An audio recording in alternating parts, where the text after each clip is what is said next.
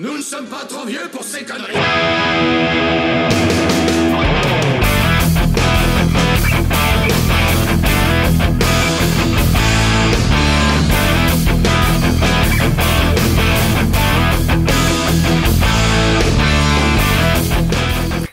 Bienvenue dans cette nouvelle émission où j'ai l'honneur et l'immense plaisir de recevoir aujourd'hui Comixplay.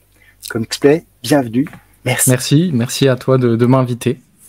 Ah bah, ça me fait plaisir de t'avoir pour les raisons que j'ai évoquées en off, mais que je vais redire parce que effectivement, t'es à la croisée des chemins un petit peu, puisque t'es beaucoup plus jeune que moi, hein, ça se voit à l'écran, on le sait. Même si t'es un vieux de YouTube, Oui. t'es beaucoup plus jeune et du coup, c'est la période effectivement où sortie des études, premiers travaux, etc. Qu'est-ce qui se passe? Comment on peut concilier les deux? Et du coup, ça m'intéressait beaucoup d'avoir ton avis sur cette période et surtout de voir un petit peu quel était ton parcours de lecteur. Alors, Comixplay, pour ceux qui ne te connaîtraient pas, vraiment ceux qui sont au fond et qui n'ont pas suivi ce qui se passe depuis 10 ans dans le Comics Game, est-ce que tu peux te présenter? Ouais, donc moi c'est Clément de la chaîne Comixplay, j'ai 25 ans, ouais, et donc ça fait un peu plus de 10 ans que je fais des vidéos sur YouTube, ça fait même plus de 10 ans parce que bon, quand tu commences un peu sur YouTube, t'as d'autres chaînes pas très officieuses, etc. Et effacées après ou pas? Ouais, elles sont effacées, elles sont effacées, on peut pas retrouver de choses. Et je me suis lancé sur YouTube parce qu'à l'époque, il y avait pas grand monde qui en parlait. À l'époque, il y avait que Comixplay qui faisait du contenu sur YouTube. Et j'avais envie de donner un peu un avis de débutant et d'essayer aussi de trouver des personnes avec qui échanger autour de cette passion parce que en France, on n'est pas tellement nombreux. Et dans mon entourage, j'ai vraiment personne qui lit des comics. J'ai beau essayer d'en mettre certains en comics, ça ne marche pas. Ça ne fonctionne pas. Donc j'ai partagé ma passion à travers des vidéos YouTube. Il y a eu pas mal de bouleversements en 10 ans, etc. Avec tout ce qui est études, où ça m'a demandé de devoir faire des pauses à certains moments. Et là, ça fait depuis novembre que je suis de retour assez régulièrement avec une vidéo par semaine minimum. Là, un peu plus ces derniers temps. Et j'essaye de développer un peu cette passion du comics et d'essayer de donner à plus de monde l'envie de débuter cette passion. Et donc on te retrouve sur YouTube, évidemment, comme tu viens de le dire. Exactement. Mais pas que. Oui, j'ai aussi un compte TikTok. J'apprécie beaucoup ce réseau social ces derniers temps. Dernièrement même, il y a 2-3 jours, j'ai un peu buzzé parce que je parlais des versions alternatives de Spider-Man, donc ce qui fait que j'ai pris pas mal d'abonnés. Là, je suis à plus de 10 000 abonnés depuis ce matin. Donc c'est un réseau social qui me plaît. J'aime bien un peu ce format court de devoir vraiment se limiter à 1-2 minutes grand max et de devoir présenter quelque chose. J'aime beaucoup. C'est aussi plus simple à produire et comme j'aime beaucoup la création de contenu, ça me permet de produire un max de choses et d'ouvrir encore une fois la passion à plus de monde. Et après, bon, je suis aussi présent sur Instagram où je partage de temps en temps mes lectures et achats et sur Twitter où c'est plus pour relayer les informations des vidéos et répondre à plusieurs copains quand il y a des choses sur lesquelles réagir. Ok, très bien. Est-ce que donc la question c'est effectivement est-ce que tu peux nous raconter un petit peu ton parcours de lecteur, par quoi tu as commencé et comment t'es venu cette passion du comics? Alors, moi, depuis que je suis petit, j'ai tout le temps été fan des super-héros. Je regardais beaucoup les dessins animés, tout ce qui était la série Batman, bien évidemment, les séries Spider-Man. Et ça m'est jamais arrivé de découvrir l'univers des comics qui était au final très peu présent. Enfin, c'est quand tu rentrais dans un kiosque, etc., c'était pas ce qui était le plus mis en avant. Et j'ai plutôt découvert au départ la franco-belge grâce à mes parents. Donc tout ce qui est Astérix, Tintin, les plus connus, les classiques. Et en fait, comics, c'est vraiment, moi je trouve que c'est une anecdote assez folle. Donc comme je disais, je reste fan de tout ce qui est séries et films, et donc je suivais un peu le MCU et je suis allé voir en 2012 le premier Avengers, qui a été une claque pour moi. Mais c'est pas ça qui m'a donné envie de lire des comics. En fait, c'est tout simplement que dans mon cinéma, quand t'achetais un popcorn, on te filait un exemplaire il devait y avoir à peine 10 pages de la série Avengers à cette époque, qui était pendant la croisade des enfants. Je crois que j'ai relu, mais je ne sais pas combien de fois ces pages-là, tellement j'ai kiffé, j'ai adoré les dessins de Jim Chung. Pourtant, j'y comprenais pas grand-chose, puisque c'était en pleine saga des enfants. Donc, ouais, en plus, c'est pas les personnages que tu connaissais, du coup. Exactement, c'était vraiment des personnages que je connaissais peu, tout ce qui était Young Avengers, etc. Et pourtant, j'ai adoré, puis j'ai franchi la porte d'une librairie, et puis j'ai commencé les comics. Au départ, je prenais surtout ce qui m'intéressait à vue d'œil. Donc, mes 2 premiers comics, c'était du classique. J'ai commencé avec une intégrale de Spider-Man Team Up, juste parce que sur la couverture, il y avait Spider-Man et Ghost Rider. Alors, ça, ouais. L'année, je ne saurais plus te dire, mais c'est une intégrale. Ouais, c'est là. Et les kiosques, c'est le X-Men classique qui sortait à ce moment-là. Donc, j'ai commencé avec ça, j'ai vraiment adoré. Et c'est ce qui fait aussi... Je pense d'avoir commencé par ça, c'est ce qui fait que j'arrive à apprécier le classique, alors qu'un nouveau lecteur maintenant a un peu plus de mal d'apprécier tout ce qui est le old school. Moi, franchement, j'adore. C'est vraiment mes formats préférés. Je pense qu'on en reparlera, tout ce qui est Chronicles, Epic, etc. Genre, c'est les formats que je kiffe découvrir actuellement. Et après, en fait, il y a eu tout ce qui était relaunch chez Urban, enfin chez DC et chez Marvel, avec les New 52 qui arrivaient, plus Marvel No chez Marvel. Et donc, j'ai commencé avec les premiers kiosques de chez Urban, donc tout ce qui était Batman, Justice League, etc. Et chez Marvel, pareil. Et j'étais un très, très gros lecteur de kiosques, au point de quasiment prendre tous les kiosques par mois, parce que je voulais toujours en savoir plus et en connaître plus. Donc, j'étais surtout un lecteur de kiosques au départ. D'accord. Et après, petit à petit, vers la librairie, puisque les kiosques... Ouais. C'est malheureusement le chemin qu'on a tous été obligés de suivre. Hein. Exactement. De passer complètement à la librairie. Et donc, ouais, du Spider-Man, du X-Men, puis après du Urban. Là, tu prenais tous les titres ou c'est Batman, Superman qui t'ont attiré? Chez Urban, je prenais tous les titres, je crois, si je me trompe pas. Enfin, je crois que j'ai commencé à juste prendre Batman. Et en fait, à force de commencer à kiffer Batman, puisque c'était pendant la période de Scott Snyder, je me suis intéressé aussi à prendre tout ce qui était Justice League, Green Lantern, etc. J'étais un peu moins fan de l'univers de Green Lantern, mais Batman et Justice League, c'était vraiment mes séries préférées. Je me rappelle même de la série de Flash, je crois que c'était Brian Buccellato et Francis Manapoul à ce moment-là, sur les New 52. Franchement, c'était incroyable. Et chez Marvel, pareil, je suivais, je me rappelle, Spider-Man, c'était au moment de Spider Island. Après, pour tout dire sur les X-Men, etc., je me rappelle plus trop cette époque, mais... Ouais, je pourrais pas te dire X-Men à cette période-là. Ouais, je sais qu'il y avait le retour de la période Apocalypse, que j'avais pas mal suivi à ce moment-là, même si je comprenais pas tout. Et après, les premiers events sont arrivés.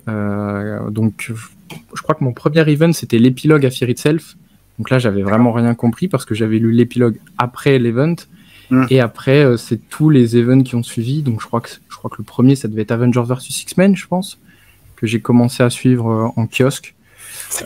Du coup, l'ordre des events, je ne m'en souviens plus. En plus, moi, je les ai pas tous pris. J'en ai pris un sur 2. Donc, et Fear Itself, par exemple, je ne l'ai pas pris. J'ai dû prendre c'est pas le meilleur event de chez Marvel de toute façon, donc multi-réédité pourtant, mais ouais. C'est ça, c'est Avengers vs X-Men, puis Age of Ultron, Infinity, Original Sin, etc. Donc ouais, j'ai pas mal, mais je prenais vraiment tous les kiosques et pas d'indépendants à ce moment-là. Je lisais un seul indépendant que je commençais à lire, mais parce que c'est assez culture pop, c'est Walking Dead.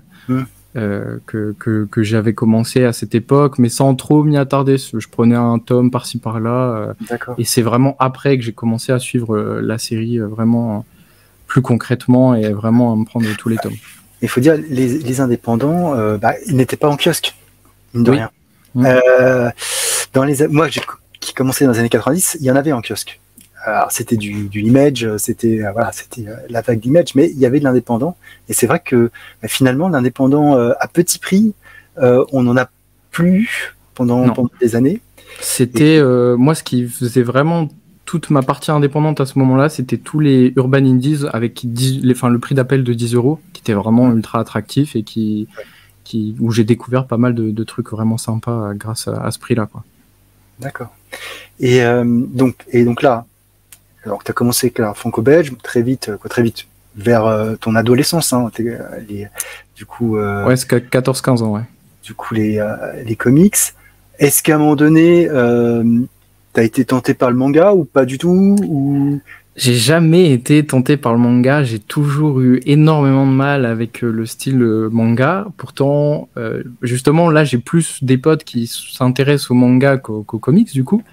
On m'a conseillé beaucoup de choses, mais en fait, j'avais tellement envie de me concentrer sur le comics et j'achetais tellement de choses. Enfin, tout mon budget partait dans le comics que j'avais pas les moyens de tenter le manga. C'est peut-être une de mes résolutions. Il se peut que d'ici à la fin de l'année, je teste quelques mangas à travers un concept que j'aimerais bien amener sur la chaîne. Mais je pense pas que ce serait vraiment un truc que je lirais assidûment. Même au niveau des animes, enfin les animés par exemple, j'ai énormément de mal à les suivre. Je crois que j'ai suivi que SNK. Mais sinon, pourtant, on m'a conseillé One Punch Man, My Hero Academia, qui sont un peu dans le mix entre les comics et les mangas. Mais jamais réussi vraiment à m'y attarder plus que ça. Et la franco-belge, est-ce que tu es revenu ou tu es resté sur ta vision des classiques Je suis resté sur ma vision des classiques, j'ai lu pas mal de franco-belge. Après, j'ai lu d'autres choses en franco-belge qui étaient plus liées à mon adolescence, tout ce qui était Titeuf, Kid Paddle, etc. Et dernièrement, pour mon anniversaire, on m'a offert Torgal, que j'ai lu dernièrement justement, et j'ai beaucoup aimé. Donc, je pense que si possible, je me prendrai la suite. Après, encore une fois, quand on a un budget assez limité, je préfère rester focus sur les comics. Il faut faire des choix. C'est toujours la difficulté du budget. Hein. C'est ça, ouais. C'est que voilà, soit tu prends les indépendants, soit tu prends les big two, soit tu prends tout, mais tu peux pas prendre manga indépendant. Exactement. Dessiné. Ça devient compliqué après. Ça devient très compliqué. Et du coup, la question, le rituel. Donc, est-ce qu'au cours de ton parcours de lecteur, à un moment donné, il y a des personnes qui t'ont dit, ce que tu lis, c'est pas un peu dépassé. Est-ce que t'as pas passé l'âge? Est-ce que tu peux pas passer à autre chose? Est-ce que ça t'est arrivé? Oui, au départ, ça m'est pas mal arrivé. En même temps, j'étais encore au niveau du collège-lycée à ces périodes-là. Donc, c'est vrai que quand j'essayais de partager ma passion à des potes, etc., bon, ça leur donnait pas plus envie. Et oui, il y avait certaines remarques qui pouvaient ressortir en mode c'est pour les enfants, etc. Mais je dirais que la vision a pas mal évolué grâce au film, notamment. Et du coup, on m'a jamais ressorti cette critique un peu en mode les comics c'est pour les gamins, ça m'est jamais arrivé c'est vrai que ça. Ta génération, c'est une génération beaucoup plus geek, en tout cas culture pop, etc.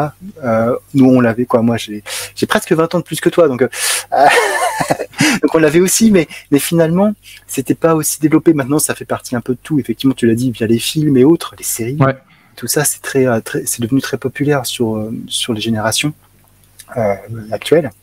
Et je voulais effectivement, donc là, comme on en a parlé, donc tu as fini tes études, tu t'es installé, tu commences à travailler, et du coup là aussi, est-ce que par rapport au boulot, par rapport à autre chose, alors je sais pas si tu parles aussi à d'autres personnes de ce que tu fais ou pas, ou je sais que comme tu es monteur professionnel, que tu te servais de ta chaîne YouTube pour justement promouvoir un petit peu tes travaux. Et quand tu as des clients, etc., est-ce qu'il y a ce type de remarques existe ou pas, ou du coup ça passe bien, ou Non, ce type de remarques n'existe pas. En plus, j'ai fait 6 ans moi d'études post-bac. J'étais en école de communication, etc. Donc j'ai vraiment fait des études dans le domaine visuel, tout ce qui est graphisme, montage vidéo justement, etc. Et non, ça m'est jamais arrivé. Ça m'a même beaucoup aidé, je dirais, en fait, de développer ma chaîne YouTube et d'avoir quelques résultats, parce que j'ai quand même quelques résultats grâce à cette chaîne YouTube. On va dire que tous mes stages et alternances que j'ai eu pendant mes études, on m'a souvent pris dans le stage et l'alternance grâce à ça, grâce au fait que j'ai une activité secondaire que je développe, que j'essaie de créer une communauté, de créer du contenu et que je me repose pas juste sur les études, quoi. Donc non, on m'a jamais fait de remarques, même auprès de mes clients. J'ai enfin pas tous mes clients, mais j'ai pas mal de clients qui savent que je fais du YouTube à côté, puisque comme tu le disais, c'est un peu aussi ma vitrine en tant que montage, même si depuis, comme j'ai fait des montages pour d'autres clients, je préfère utiliser ce genre de montage pour la recherche de potentiels clients.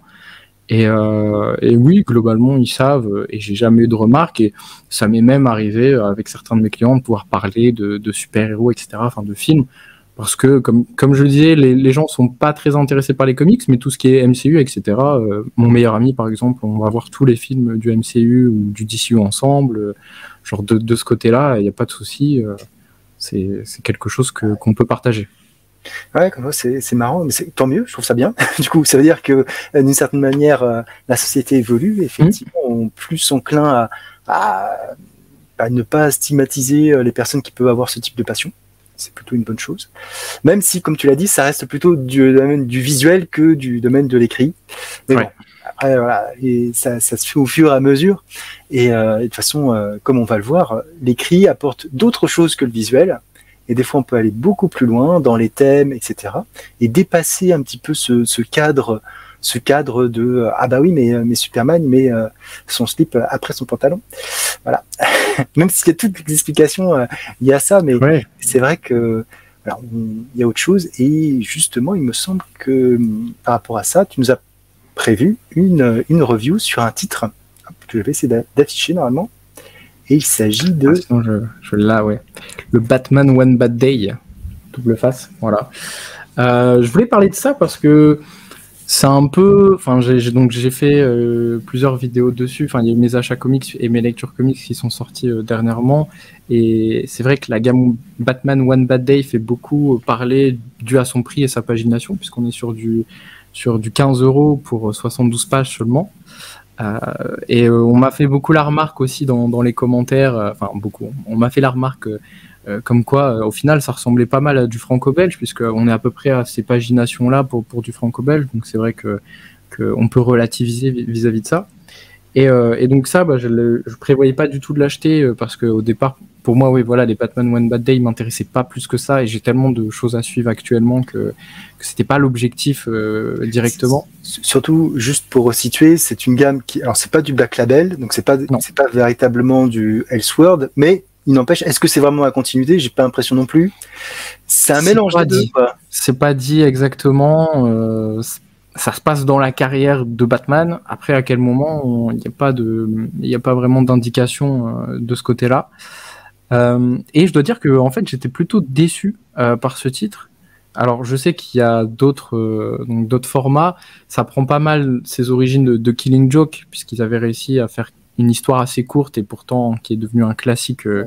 Les premiers graphic novel, quoi. C'est sur la base du graphic novel, mais on sait pas trop, quoi. C'est un peu un mix entre plusieurs choses, j'ai l'impression. Ouais, c'est un peu le problème que je ferai à cette collection, c'est qu'on sait pas trop si, le sujet de cette collection. On ne sait pas si l'objectif c'est de raconter les origines des personnages, si c'est de raconter juste un pan de leur histoire, ou si c'est de proposer quelque chose de plus profond. En tout cas, là, avec Double Face, c'est pas si profond que ça, quoi. Ah, mince. Pourtant, on pouvait penser justement qu'ils allaient creuser un peu plus sur cette dualité du personnage. Alors, c'est Mariko Tamaki et... Oui, Mariko Tamaki, et donc c'est Javier Fernandez au dessin, que j'avais pu rencontrer justement au Paris Fan Festival. C'est très beau, graphiquement, rien à dire. C'est Jordi Belair aussi à la colorisation. Franchement, rien à dire, c'est super beau. Mais niveau histoire, en fait, ça raconte pas grand-chose, et c'est un peu convenu. Pour moi, l'histoire vite fait, donc c'est Double Face qui va faire appel à Batman, puisqu'il a intercepté un message d'un potentiel ennemi qui veut s'en prendre à son père, et donc Batman va devoir enquêter sur ça avec l'aide de Double Face. Et bon, il se passe un twist, mais un twist qui est vu à des kilomètres de ce côté-là. Et c'est un peu dommage parce que voilà, ça raconte pas grand-chose, c'est pas très profond. Alors il y a quelques dialogues sympas, quelques punchlines qui sont sortis entre les deux personnages qui sont vachement cool. mais on retient pas grand-chose de l'histoire. C'est clairement pas le meilleur Batman One Bad Day, visiblement. On m'a dit, par exemple, que le Sphinx, qui est sorti le mois d'avant, en février, était déjà beaucoup mieux. Non. Donc j'en sors un peu déçu de cette lecture. Mince. Et du coup, donc les différents thèmes liés à Double Face ont à peine esquissé apparemment de ce que tu viens de dire finalement. Comme le twist a l'air d'être vu à des kilomètres. J'imagine que toute cette ambiguïté de savoir si c'est le bien ou le mal qui le guide avec sa pièce, etc. Quoi. Finalement, tous les classiques du personnage restent trop classiques. Ouais, et puis alors je sais pas si c'est dans comment Mariko Tamaki nous amène l'histoire, et ce cliffhanger, ou si c'est juste l'histoire qui est créée comme ça, mais tu te doutes de qui se cache derrière ce fameux mot. Cette fameuse menace de mort qui est envoyée au père de Double Face. Et puis après, toute la résolution de l'histoire, elle n'est pas si intéressante que ça, et ça changera rien à l'univers de Batman, quoi. Et c'est un peu dommage. Je pense qu'on aurait pu, notamment avec ce personnage qui est un personnage très complexe, tu l'as dit, qui a une forte dualité entre le bien et le mal, parce qu'avec ce personnage, Batman, et même nous lecteurs, on sait jamais sur quel pied danser, on sait pas s'il est du bon côté ou du mauvais côté. Voilà, c'est un peu moins profond que je l'espérais. D'accord.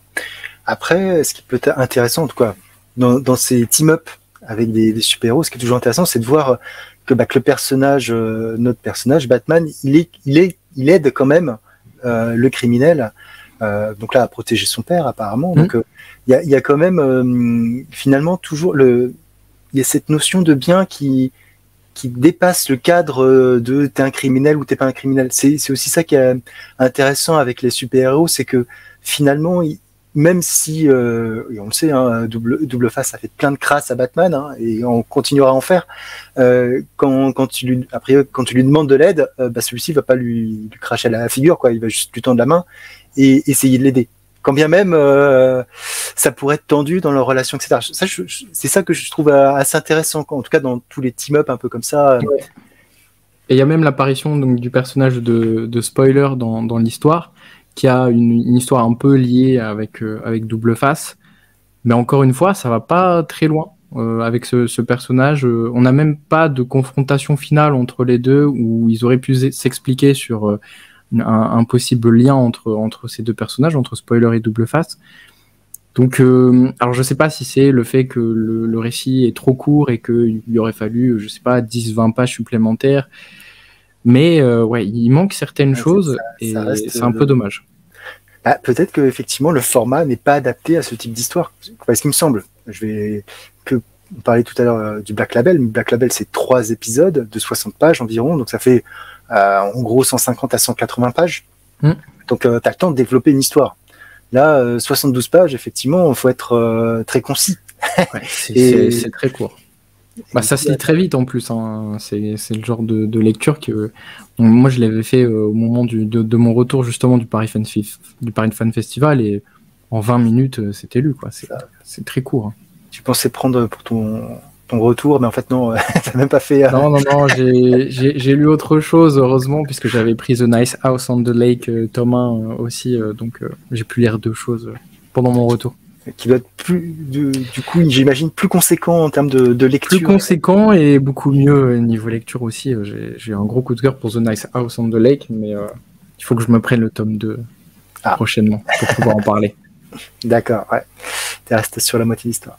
Ok, ouais. Merci pour cette review. Du coup, avec cet avis, effectivement, faites votre avis, mais a priori pas trop positif non plus, hein, à part pour les dessins. Oui. Mais bon. C'est un peu dommage. Et la cover est sympa aussi. La cover, mais du coup, c'est la même chose, c'est le même dessinateur qui fait la cover, ou c'est un autre? Je saurais te dire.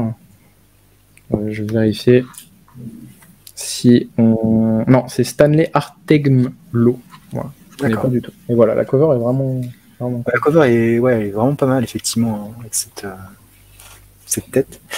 Moi, quant à moi, j'ai décidé effectivement de rester dans le monde d'ici et de vous parler de Kingdom Come, qui est ressorti récemment en nomade. chez Urban. Alors Kingdom Come, alors il y a toute une histoire en fait assez intéressante sur ce titre culte qui est sorti entre c'est une mini en 4, sortie entre mai et août 96, et qui à la base est une idée d'Alex Ross. Alex Ross qui sortait de chez Marvel, côté Marvel, dit bah tiens, pourquoi je pourrais pas faire la même chose côté DC. Et donc il a envoyé, il a dessiné une 40aine de pages qu'il a envoyé à DC pour voir, à James Robinson, etc. Finalement, le projet s'est monté et c'est Mark Waid qui l'a rejoint sur le scénario. Donc c'est un scénario à 4 mains entre Alex Ross et Mark Waid, et c'est Alex Ross qui dessine avec ses peintures, ses nombreuses peintures, toute cette histoire. Et là où ça devient très intéressant quand on commence à creuser un petit peu, parce que Kingdom Come, en fait, qu'est-ce que ça veut dire? C'est en fait, c'est religieux, c'est issu de notre Père, et je l'écris parce que du coup je retiens jamais, que ton règne vienne. Donc en fait, dans notre Père, il y a cette fameuse phrase, et effectivement, le récit tourne autour finalement de la religion, de Dieu et de beaucoup de choses. On va suivre les histoires de Norman McKay, un pasteur, qui en fait est ami avec Sandman, The Sandman, Wesley Dodds, et en fait celui-ci meurt en lui léguant, bien malgré lui ou pas en fait, des visions d'apocalypse. Donc ce pasteur Norman a des visions d'apocalypse, et il va être accompagné du spectre qui sera là pour donner le jugement. Alors c'est un Elseworld, on n'est pas du tout dans la continuité actuelle, et donc ce qu'on sait, c'est que quand l'histoire commence, les super-héros existent toujours, mais on n'a plus les mêmes super-héros qu'avant. Superman, Wonder Woman sont partis, et on a une nouvelle génération de super-héros plus brutales, qui ne tient vraiment pas compte du reste. En fait, ils sont là pour arrêter les méchants, mais en fait, je me demande si là aussi il n'y a pas un petit peu de méta vis-à-vis d'Image Comics, tu vois. ces héros finalement avec des flingues qui peuvent tout détruire, et qui finalement la population, on s'en moque un petit peu. Et donc on apprend que Superman a déserté. Il n'a pas déserté, il a quitté le monde super-héroïque suite à un procès qui a été fait. Et là, c'est d'autant plus intéressant de voir un petit peu tout ce que Kingdom Come a pu apporter par la suite. Alors je vais te spoiler un petit peu, je sais pas si tu l'as lu toi du coup. Ouais, si, je l'ai lu, Kingdom Come. Il y a un peu de temps, faudrait que je le relise, mais ouais.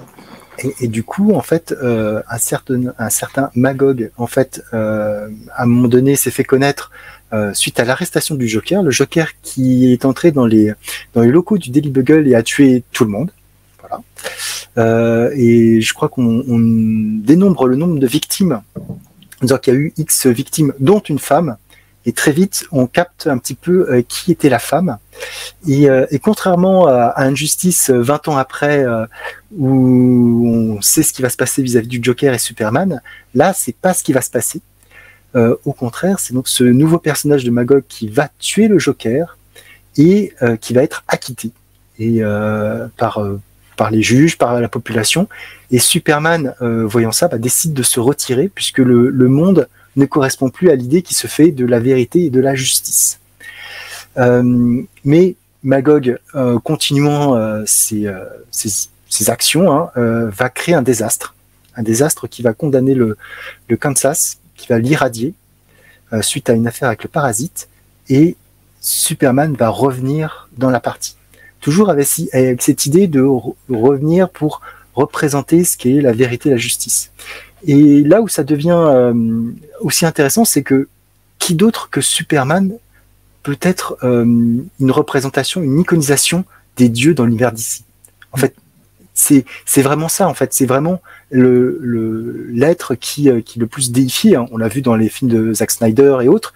Et du coup, avec ce pasteur qui raconte l'apocalypse, avec ce Superman qui revient, et tout cet aspect assez religieux, c'est intéressant de voir finalement, est-ce que ce sont des super-héros? Est-ce que ce sont des dieux? Est-ce que les dieux peuvent diriger l'humanité ou pas? Est-ce que l'humanité doit se défendre ou pas contre ces dieux? Est-ce qu'ils peuvent coexister? C'est toutes ces questions qui sont mises en avant dans cette mini. Alors je vais pas révéler la fin parce que j'en ai déjà dit beaucoup, je trouve. Mais ça reste une lecture où finalement quand on creuse un petit peu, il y a beaucoup de choses qui viennent, et surtout, on peut se dire que ça a servi de base à beaucoup d'autres choses, parce que je parlais tout à l'heure d'Injustice. Certes, c'est un jeu vidéo qui s'est transformé en comics, mais l'idée, au début, c'est un petit peu la même, hein, finalement, sauf que on prend un chemin différent vis-à-vis des actions de Superman. Et c'est d'ailleurs assez intéressant de voir que en une vingtaine d'années, le changement de représentation et surtout de ce que pense la population. Là, on est dans une population où finalement, on est plus du côté de Superman, peut-être, en tout cas dans les années 90, peut-être à vouloir que ça aille mieux, alors qu'avant on était plutôt pour on est plutôt pour la vengeance et autres. Donc c'est assez intéressant de voir comment ça peut évoluer. Et puis dès qu'on parle d'opposition, parce que forcément il y a des oppositions, on peut penser aussi à Civil War en moindre mesure, l'opposition entre deux icônes qui finalement se ressemblent un petit peu, hein, entre Superman, Batman, Iron Man, Captain America. Il y a des choses qui peuvent transparaître. Donc c'est intéressant de voir que finalement tout ça a servi de terreau à plein de choses. Donc c'est plutôt intéressant de voir tout ça, sachant que la fin est résolument optimiste, pardon. Donc ce qui est plutôt pas mal pour une fois. Alors il y a eu des suites qui ont été prévues, mais il y a eu des désaccords entre Alex Ross et le reste. Du coup, Alex Ross s'est retiré du projet. Il a fait d'autres choses après, mais c'est un univers qui, outre cette mini, a vécu aussi un petit peu. D'ailleurs, ce Superman est revenu dans la JSA à un moment donné aussi. Voilà. Donc en tout cas, ça a été une expérience assez intéressante parce que comme quoi, même si ça reste du comics mainstream avec Superman, Wonder Woman et Batman, finalement, il y a des thèmes qui vont un peu plus loin. Et quand on creuse aussi encore un peu plus, on découvre qu'Alex Ross, le pasteur, c'est son père, en quelque sorte, puisque son père était pasteur. Donc, tu vois, il y a plein de choses qui passent, en fait. Tu te dis, ah oui, quand même, il y a des messages qui passent. Après, moi, c'est vrai que je suis pas religieux, donc les messages me passent un petit peu au-dessus parfois, mais leur symbolique après peut être intéressante à étudier, ou en tout cas à se creuser dessus. Quand on parle de l'apocalypse, qu'est-ce que ça veut dire? Quand on parle après de l'espoir, et aussi cette fameuse phrase que j'ai dit tout à l'heure, la vérité, la justice, qui sont des points très importants pour Superman, mais qu'est-ce que ça représente? Et aussi par rapport à l'Amérique, parce que l'Amérique, c'est aussi tellement ancré dans ses super-héros, etc., mais il n'y a pas que, il y a le reste du monde, on en parle un petit peu, et puis il y a plein de choses. Vraiment, il y a beaucoup de choses qui sont intéressantes, qui amènent à la réflexion, et surtout aux prises de position entre chacun, parce que même quand tu veux faire le bien, est-ce que tu fais pas des mauvaises actions? Est-ce que tu ne vas pas à un moment donné jusqu'à un point de rupture où finalement tu trahis tes idéaux parce que tu es obligé de faire ce qui doit être fait entre guillemets? Donc tout ça, c'est des thèmes qui sont abordés dans ce comics et que j'ai trouvé très intéressant. Du coup, alors même si tu l'as lu il y a longtemps, j'imagine que toi aussi, t'as des choses qui ont dû te marquer. Ouais, la première chose, c'est les dessins surtout. Genre, c'est graphiquement superbe ce que fait Alex Ross. C'est incroyable. C'est un de mes dessinateurs préférés, qui malheureusement un peu trop rare, mais à chaque fois qu'il fait quelque chose, on en prend plein les yeux. Et ouais, ça fait déjà quand même quelques années que je l'ai lu. Il faudrait que je le relise d'ailleurs.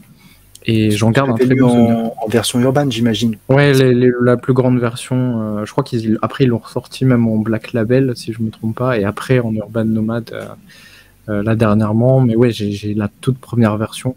Et ouais, c'était une assez grosse claque. Et après, je crois que j'avais pris tous les autres titres où il y avait Alex Ross. Je me rappelle plus c'était quoi, mais autour de la Justice League.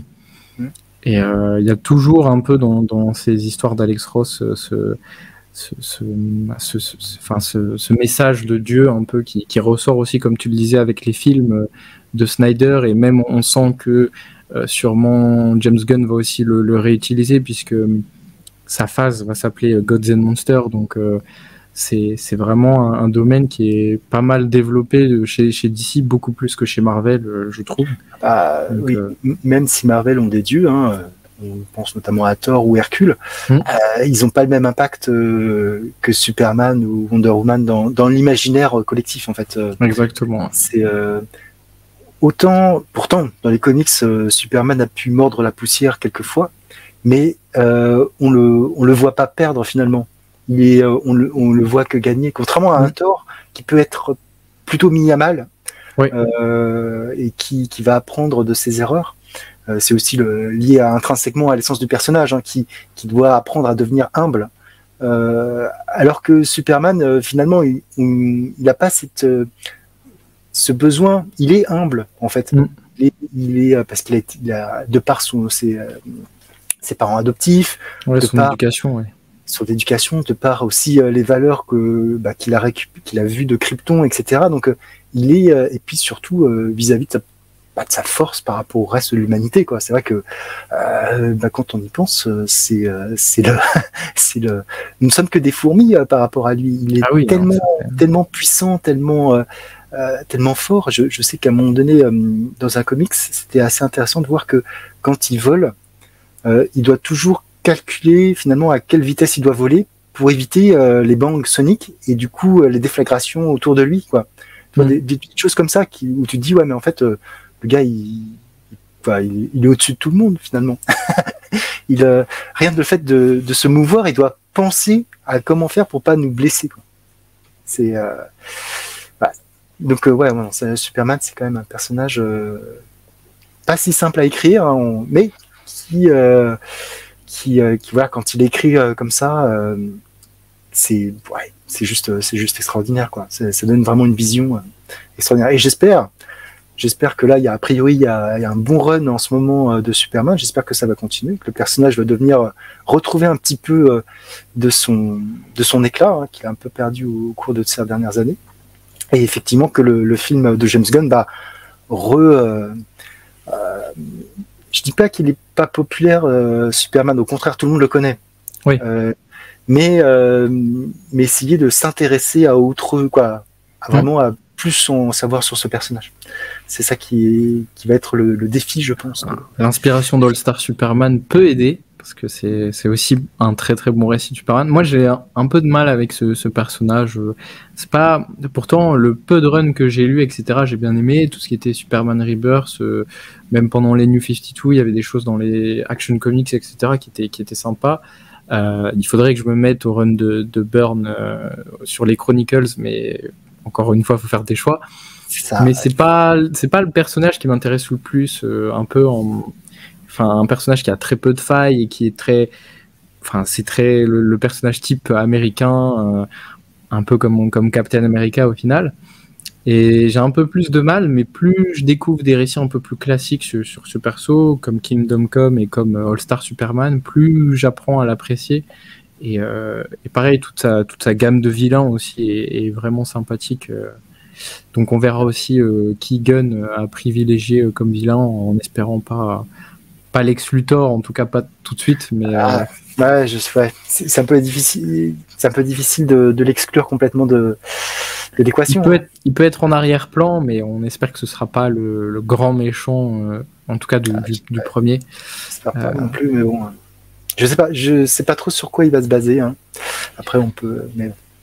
Je sais pas non plus. Mais c'est vrai qu'il y a on parle souvent de la galerie des vilains de Batman, qui est très très large, etc. Mais Superman aussi a sa propre galerie, avec des personnages qui sont loin d'être sympathiques, clairement, comme le Parasite ou Metallo.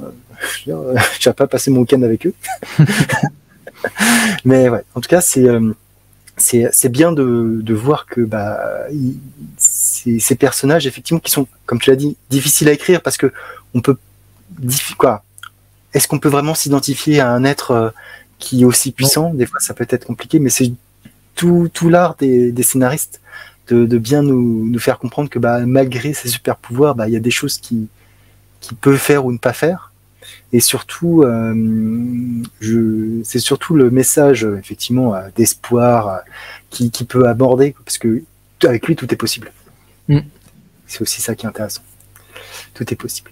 Pourtant c'était Bendis, je crois, qui avait essayé de le mettre à mal dans son run, en supprimant un peu ses pouvoirs, etc.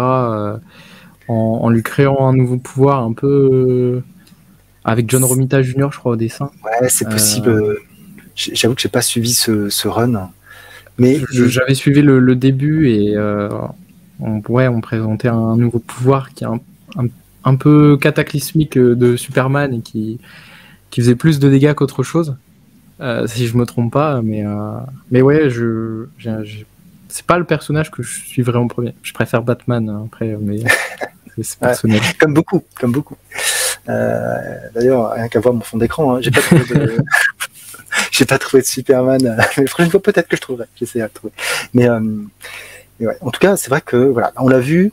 Alors des fois, ça tombe à côté, comme malheureusement ça peut arriver avec Batman Warner. Des fois, ça tombe bien, comme le mien. Mais en tout cas, c'est vrai que les comics, quand on commence à creuser effectivement tout ce qu'il y a derrière, toutes les symboliques qu'on peut voir, et on se rend bien compte qu'il y a une lecture qui est beaucoup plus profonde qu'il n'y paraît, et que même si les enfants peuvent apprécier, les adultes aussi, et que finalement on n'a pas d'âge pour lire ces comics parce que ils sont bien, tout simplement. Ils nous apportent du plaisir et des petites choses. Après, quand on commence à creuser, de toute façon, quand les auteurs sont malins, ou quoi, je sais pas si malin c'est le bon terme, mais les bons auteurs réussissent toujours à t'amener quelque chose de plus et quelque chose qui va t'amener sur de la réflexion, etc. Et ça, c'est toujours très intéressant de voir. Après, des fois, il y a tout l'éditorial qui est derrière, et qui amène des décisions parfois un petit peu bizarres. Mais quand ils ont les mains libres, comme c'est le cas sur des Elseworlds ou des récits complets, directs, ils peuvent vraiment y aller. Et ça, c'est très intéressant. Vraiment une période, pour rebondir sur ce sujet, qui m'avait beaucoup marqué, et je pense que je vais m'y remettre dedans un peu dernièrement. C'est toute la période de Superior Spider-Man qui m'avait énormément marqué à l'époque, qui était un peu après que j'ai commencé les comics. Mais ce retournement de situation qui était déjà prévu depuis quelques épisodes et qui a commencé petit à petit à cheminer, où on apprend que Dr. Octopus est mourant et son seul objectif, c'est de transférer son esprit dans le corps de Peter. C'était une assez bonne période, et c'est vrai que ça manque ces choses-là. Pareil, actuellement, je relis New Avengers, l'omnibus de Brian Michael Bendis. Parce que moi, je fais plusieurs lectures en même temps, et par exemple, je suis en train de... Donc là, je refais New Avengers, justement, et je lis en même temps le run d'Aaron, actuellement, des Vengeurs, ou le run de Nick Spencer de Spider-Man.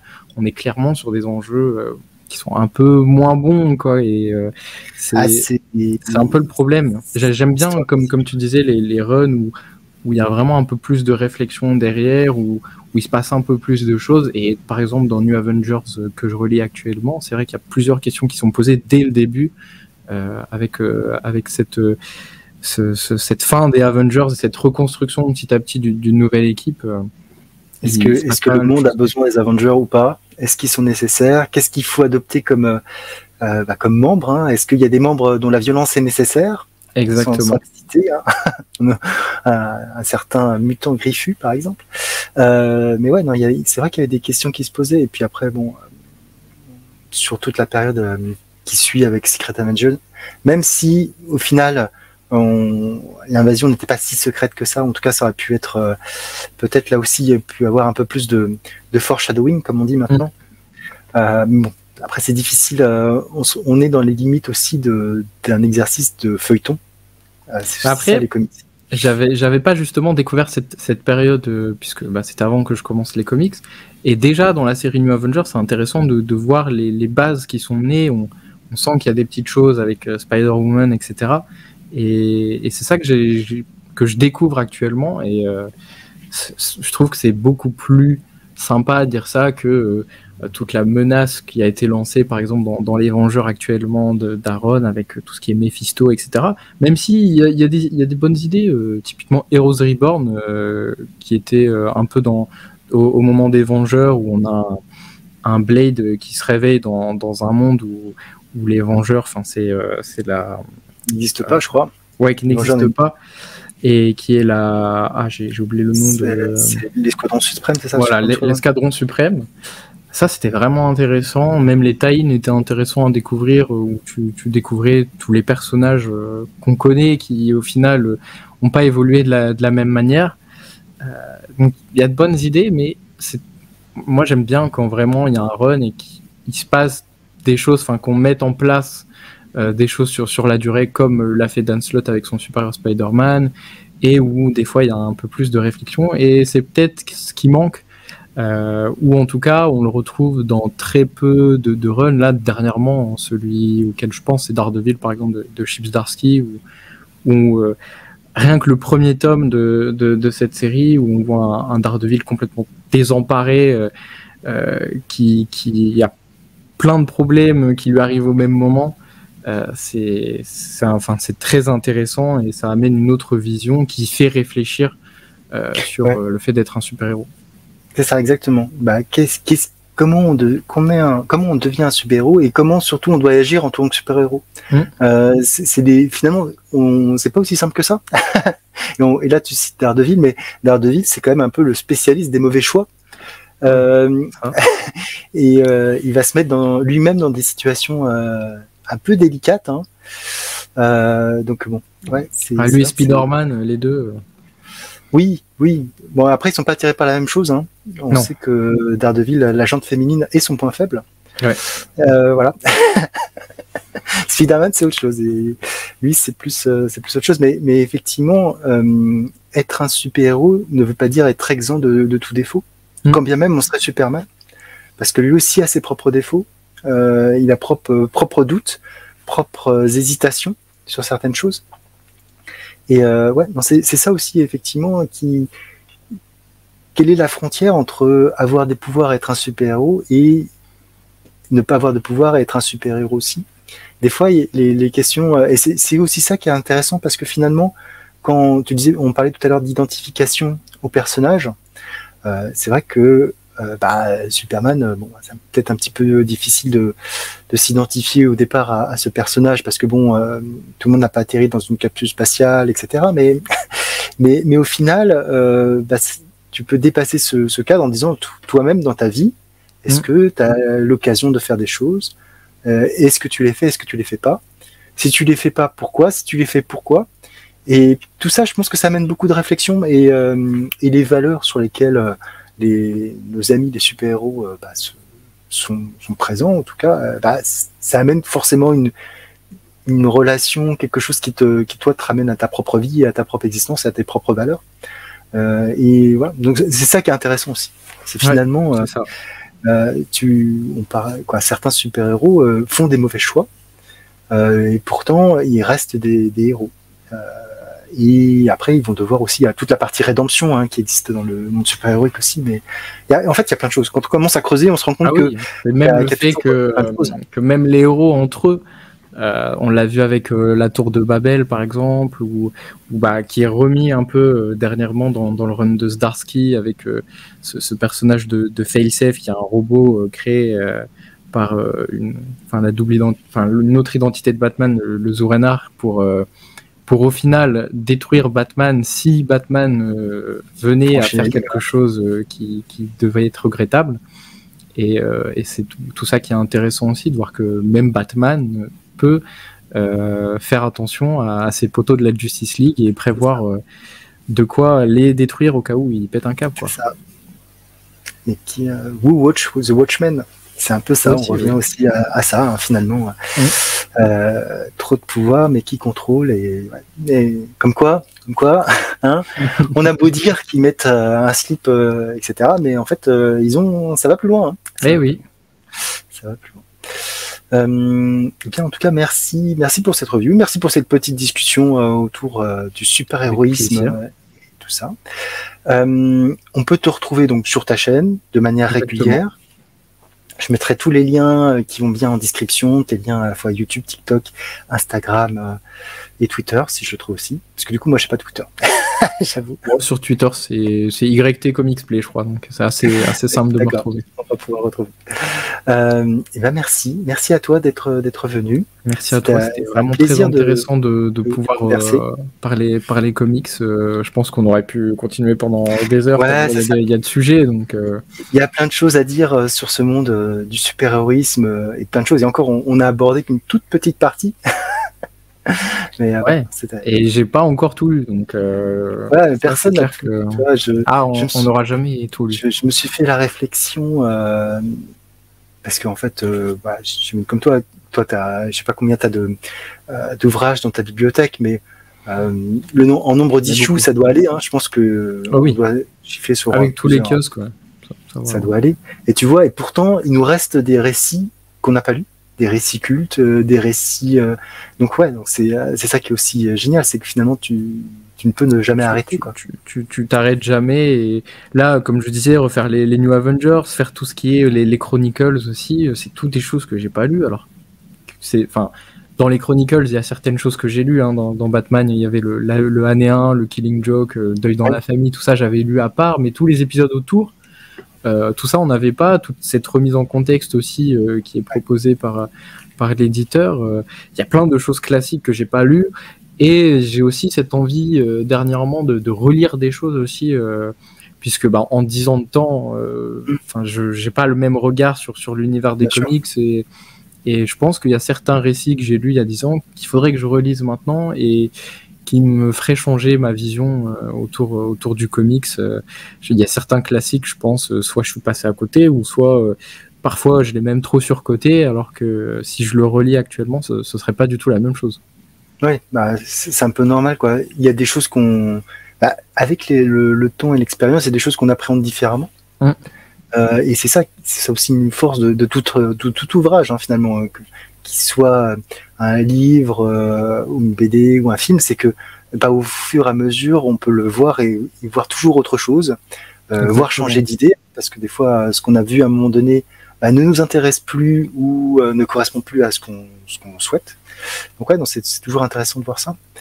Mais même la manière de collectionner, j'ai fait dernièrement une vidéo où je faisais un tri dans ma collection, et c'est dingue de voir comment ma manière de collectionner a pas mal évolué entre temps. Alors j'ai une certaine pause, puis comme tu disais, donc je suis dans mon premier travail, donc le budget il est pas pareil que quand tu es étudiant, tu commences à gagner ta vie, donc techniquement tu peux un peu plus te faire plaisir. C'est ça, tu as une première euphorie quand tu touches ton premier salaire et tu dis ah ouais, mais là, je vais pouvoir me lâcher, là. Bon, après, avec mon métier, c'est un peu plus compliqué parce que j'ai pas un salaire fixe, c'est-à-dire que je sais pas combien je vais gagner dans le mois. Enfin, je sais à peu près, mais je sais jamais combien je vais gagner.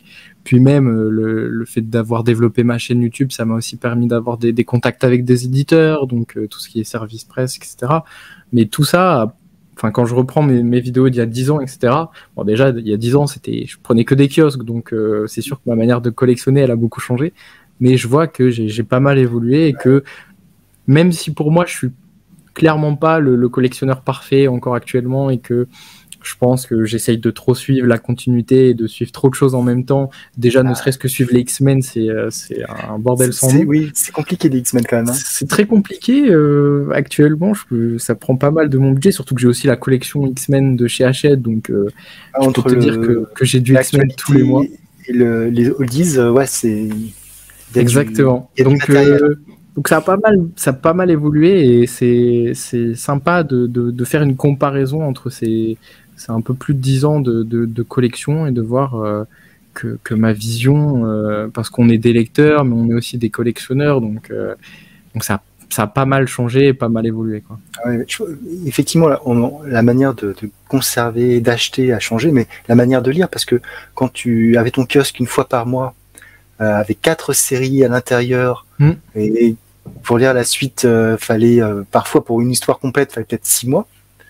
Alors qu'aujourd'hui, ton librairie, t'as l'arc complet. C'est une manière de lire qui est aussi différente. Ouais. Après, je retrouve un peu quand même ce système de kiosque avec l'univers des X-Men, et c'est peut-être pour ça que je continue à le suivre, parce que dans les séries X-Men, Reign of X, Destiny of X, c'est des recueils, mais de plusieurs séries, donc des fois, c'est vrai qu'on peut attendre 5-6 mois avant d'avoir la fin d'une saga, ouais. Ouais. Mais c'est une manière de lire, de consommer, alors même si le terme n'est pas très beau, un peu différente. Mais je pense que ça évoluera encore de toute façon dans le temps. Déjà, les omnibus, ça a apporté quelque chose qui a pas mal changé aussi de mon côté, parce que devoir lire un gros pavé de 1200 pages, moi j'arrive pas avant quand je lisais des kiosques, etc., c'était vraiment comics par comics. Maintenant, j'ai le New Avengers que je suis en train de lire, mais je lis autre chose à côté parce que je peux pas me permettre de lire sur un mois New Avengers et de rien lire à côté, quoi. C'est ça, oui, parce que là, les omnibus, c'est la lecture d'un bloc, Et puis pour le coup, quand t'as, ouais, je sais pas, on va dire qu'en moyenne c'est 30 à 35 épisodes. Ouais. Mine de rien, 35 kiosques. Eh oui. Mais là, il y a le Spider-Man 2099 qui sort semaine prochaine, que j'aimerais bien me procurer, mais je pense que je vais attendre un petit peu vu le prix des 3 chiffres qui est dépassé. Là, on est sur du 100 €. Mais là, on a, alors je sais plus combien, je crois qu'il y a 45 épisodes de toute la série Spider-Man 2099. Voilà, c'est quelque chose que je lirai pas d'un seul coup, mais que j'ai très hâte de découvrir parce que c'est une période qu'on attendait une réédition depuis longtemps. Pareil, ma plus grosse attente de cette année, c'était X-Statix, qui est ressorti en omnibus parce que j'en avais entendu énormément de bons dans différents podcasts ou vidéos. Et de pouvoir relire ça, encore une fois, c'est plutôt cool. Mais c'est un peu le problème des omnibus, c'est que tout ce qui m'intéresse actuellement est republié en omnibus. Donc, c'est encore une manière de consommer les comics différemment. Exactement. Et on parle pas du digital, hein, qui peut être aussi une manière différente de consommer. Hein, tout est possible, le plus important c'est de lire. Exactement, c'est ce qu'il faut retenir. Eh bien merci. Merci à toi. Et puis moi je vous dis à une prochaine. Ciao ciao. À bientôt. Nous ne sommes pas trop vieux pour ces conneries.